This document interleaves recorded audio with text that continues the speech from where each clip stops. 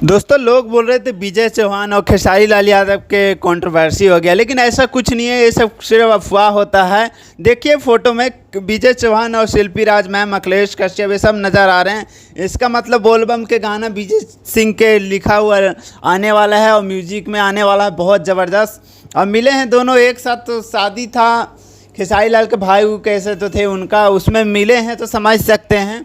मतलब चीन पहचान बात उत हुआ होगा, कुछ अलग ज़रूर हट के बोलबम गाने के बारे में नए। अब एक साथ आदमी मिलता है तो भले कंट्रोवर्सी होता है चाहे जो भी होता है, लेकिन एक साथ आदमी मिलता है तो इज्जत सम्मान ज़रूर देता है। और कुछ गाने के लेकर बारे में भी ज़रूर बात हुआ होगा। मुझे तो लगता है कि आप विजय सिंह चौहान और खेसारी लाल यादव के बीच में समझौता हो गया होगा।